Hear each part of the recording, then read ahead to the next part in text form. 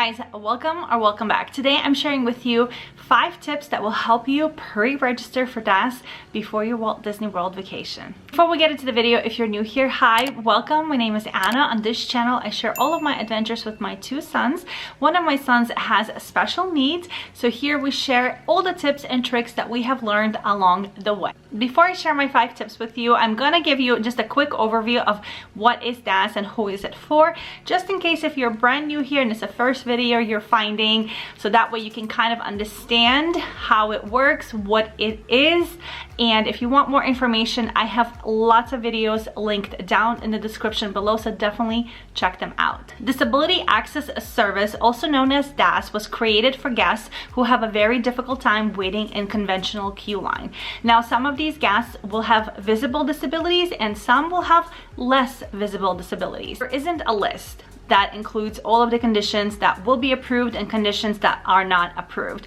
But just being in this special needs community that requires DAS Pass, I have learned along the way that conditions such as autism, ADHD, anxiety, MS, epilepsy, people who have bladder issues, people who have heat-related issues and sun exposure issues will typically be approved for DAS, which is Disability Access Service. When it comes to mobility, that is where it gets tricky. I can't say, obviously I don't work for Disney, I can't say that all mobility issues will not get qualified. But say for instance, if you broke a leg or you just have a hard time standing because your leg hurts, most likely you won't be approved for DAS Pass. And of course, each case is different, so I still encourage you to do your research, reach out to Disney even before you have your video chat or before you get to the parks to really figure out and understand what will qualify. Tip number 1, on the day of your pre-registration, have 2 ways to communicate with the cast members. By this I mean have the chat open on your computer or laptop and have the chat open in your My Disney Experience app on your phone. Because if something happens to one, the other one will still be active, and then you can quickly go back to the other one, refresh, log back in. And trust me, this system will log you out, will kick you out, will tell you to re-log in, refresh, go back multiple times. So having it at least open on your phone, so in case something crashes on your computer, you can take your time refreshing it over there, but still be okay on your phone. Also, it's great because on your phone, obviously you could move around, you could like do your daily life things, and you don't have to feel like you're stuck sitting in one spot for, you know, 30 minutes to 5-6 hours, because yes, it could take 5-6 hours. It could get really crazy. So even if you're not by your computer, if your computer just sleeps or something and you like panic, like, oh my god, did I lose my spot? Don't worry, because it is open in your app on your phone, and once the cast member comes on, it will of course notify you and you will continue with your chat. Number 2, the person who's requesting DAS must be present during the video chat.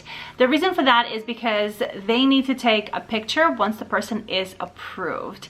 Normally they don't ask any further questions, of course, especially if it's a child. Sometimes they'll try to interact with the child by saying kind of like, hi princess, hey buddy, you know, how's your day going? But other than that, there's really no communication. But remember that the person has to be there, because if they're not there, Disney unfortunately is gonna have to hang up and tell you to call back when you're ready and when the person that's requesting DAS is there. Tip number 3, make sure that your entire party who's going with you, who's going to be under this DAS Pass, is linked and everybody has their tickets linked on your My Disney Experience app. Because if someone is not linked, unfortunately they won't be able to do these rides that you're going to do for the pre-selections. Of course, if something happens down the line, once you're in Disney, you can go ahead and adjust things.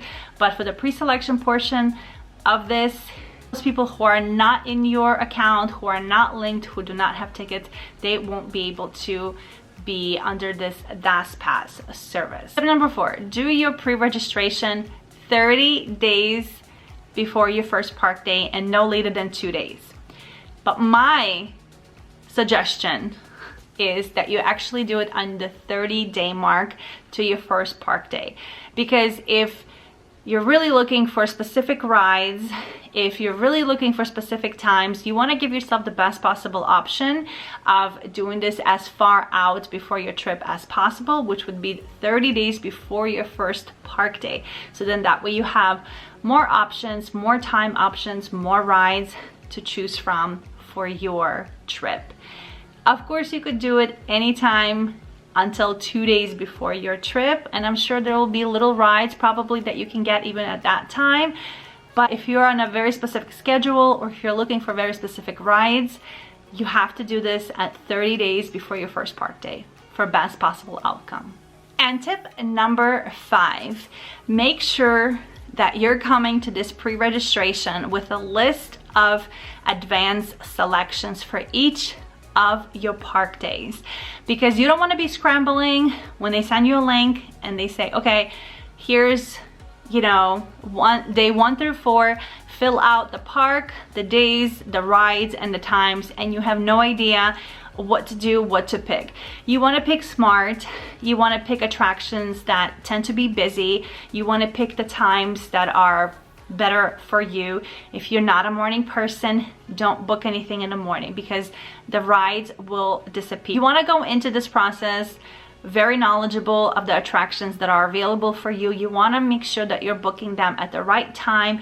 This is why also the tip number 4 was try to do this on your 30-day mark to your first park day, so that way you have more options of rides and more options of time that will work best for your family. Because if you're not planning on getting to the park in the morning, then don't be booking something for 9 o'clock in the morning, because you're going to end up losing that pre-selection, because that is only available for 1 hour and there's no ifs, ands, or buts. You might, depending on a cast member, you might get like a 5-minute grace period, but that is it. That attraction just disappears like it never existed.